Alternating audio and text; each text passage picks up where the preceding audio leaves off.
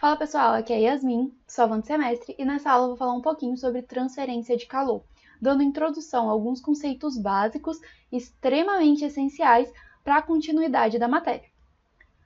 Bom, a transferência de energia ela é uma interação entre um sistema e uma vizinhança, e essa interação ela se dá por forma de calor ou trabalho, como a gente vê lá na termodinâmica. Na termodinâmica, a gente está focado em determinar o quanto de energia é requerido por um processo, a energia total que é requerida por aquele processo. Então, a gente foca mais no estado inicial e no estado final. A gente não foca em como que essa transferência acontece. Aí que entra, a transferência de calor, que ela vai nos apresentar os mecanismos e a velocidade com que ocorre o transporte dessa energia. A transferência de calor, ela, então, muito importante, ela complementa o estudo da termodinâmica. O que é, propriamente dito a transferência de calor? Qual que é a definição de transferência de calor? Bom, a transferência de calor ela é uma energia térmica em trânsito devido a uma diferença de temperatura. Então, aqui os pontos cruciais são em trânsito e diferença de temperatura. Já fala, que é transferência de calor. Então, a nossa energia ela vai estar em trânsito. E a diferença de temperatura é essencial para que ela ocorra. Se a gente não tem diferença de temperatura, não vai ter transferência de calor. A taxa que essa transferência de calor acontece, ela vai depender, da nossa força motriz e de uma resistência. Por quê? Eu não vou ter um caminho livre para essa transferência de calor. Eu tenho ar, eu tenho material de uma parede, eu tenho material de uma mesa. Enfim, eu tenho materiais que causam essa resistência à transferência. Qual que é a nossa força motriz? É a diferença de temperatura. É o que faz essa transferência acontecer, Bom, então a taxa de transferência de calor ela vai ser representada pelo Q, lembrando que de livro para livro esse símbolo pode variar, e ela vai ser o ΔT, a variação da nossa temperatura dividido pelo somatório de todas as resistências. E essas resistências, como o cálculo dessas resistências vai depender do tipo de transferência de calor que a gente tem. Então, a nossa transferência de calor, ela depende de uma diferença de temperatura. E qual que é o fluxo, Ele vai de qual temperatura para qual temperatura? A gente tem sempre uma temperatura mais alta e uma temperatura mais baixa, para a gente ter essa diferença. E a transferência, ela sempre vai ocorrer da temperatura mais alta para a temperatura mais baixa.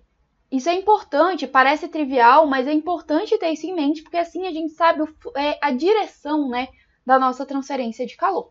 Antes de passar para as definições, eu quero pedir para vocês se inscreverem no canal, curtirem esse vídeo e comenta aqui embaixo qual universidade você estuda, que curso você faz ou por que você está assistindo esse vídeo.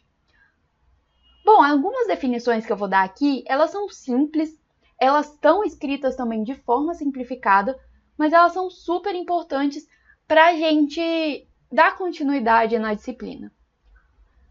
Então, o que é energia térmica, A energia térmica é a energia associada com a translação, a rotação, a vibração e os estados eletrônicos dos átomos e moléculas que compõem a matéria.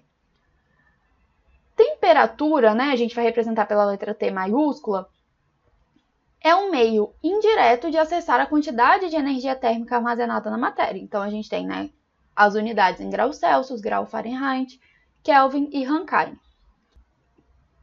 O calor, a gente vai representar por Q maiúsculo, e ele é a quantidade de energia transferida. Então, ele é dado em joule. A taxa de calor, como a gente viu anteriormente, ela é o Q minúsculo, e ela é energia transferida por unidade de tempo. Então, a gente vai ter em watts, joule por segundo. A taxa de calor por comprimento, que é o nosso Q', nada mais é que a nossa taxa de calor dividido pelo comprimento do corpo. Então, vai ser energia transferida por unidade de tempo e comprimento. Então, watts por metro.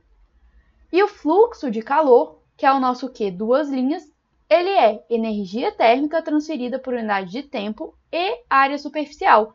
Então, aqui a gente vai ter watts por metro quadrado, que é a unidade de área.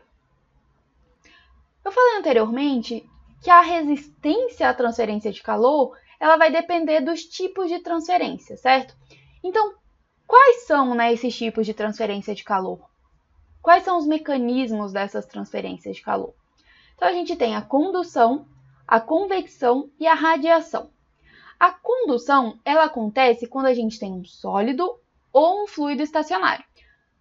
A convecção, ela acontece entre uma superfície e um fluido em movimento. E a radiação é energia em forma de onda eletromagnética emitida, né, de superfícies de temperatura não nula. Então, qualquer corpo que tenha alguma temperatura, que a temperatura seja não nula, ele vai emitir radiação. Aí aqui, dependendo do nosso sistema, dependendo do processo, a gente considera ou não a radiação nas nossas contas. Bom, a gente viu lá que a termodinâmica e a transferência de calor estão relacionadas, né? E a primeira lei da termodinâmica ela também vai valer aqui na transferência de calor. E essa lei ela nos fala da conservação de energia.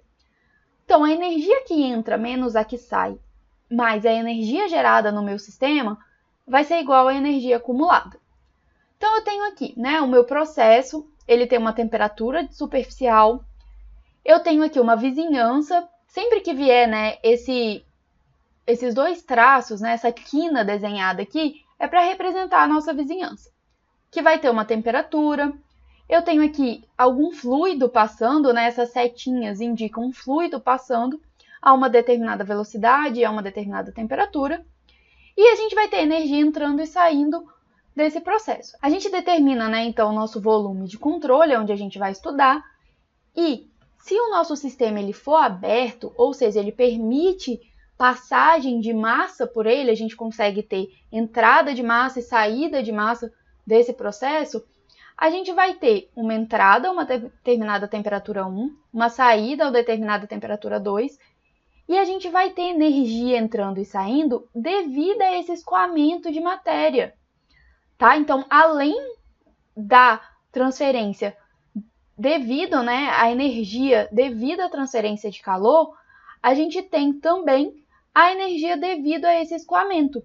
Então, aqui a gente vai ter energia entrando e saindo devido à transferência de calor, que vai depender se a gente tem uma convecção, uma condução ou uma radiação, ou, né, todas juntas.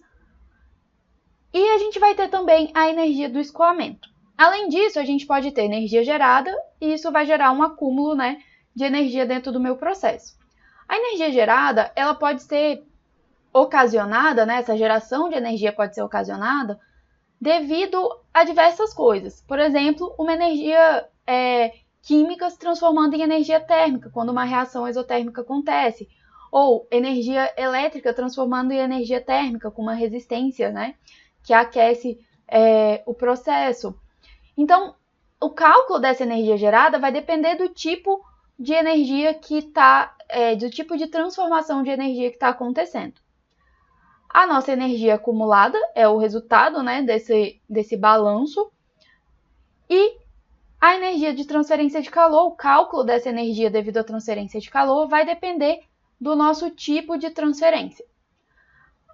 A energia que entra e sai do sistema devido ao escoamento, ela vai ser calculada através dessa fórmula, em que a energia que entra, ela vai depender do fluxo mássico que a gente tem, do Cp da nossa matéria, né, do líquido, do gás que está entrando, e da temperatura de entrada. E isso vai ser a nossa taxa de entrada em joules por segundo. A energia que sai, o cálculo é bem semelhante, mudando aqui a nossa temperatura, e ela vai ser a nossa taxa de saída. Lembrando, pessoal, que se o nosso sistema, né, ele não está em estado permanente, ou seja, o que entra é diferente do que sai, a gente vai ter mudança aqui na massa, né? Mas isso depende de cada processo mesmo. O importante é entender que MCPT, né, vai ser essa energia devido ao escoamento. Bom, pessoal, vou entrar mais a fundo em condução, em convecção e radiação nos próximos vídeos, para o vídeo não ficar muito longo. Bom, pessoal, curte, comente, compartilhe esse vídeo com os colegas. Se teve alguma dúvida, comenta aqui embaixo que eu faço o máximo para responder vocês o mais rápido possível. E até a próxima aula!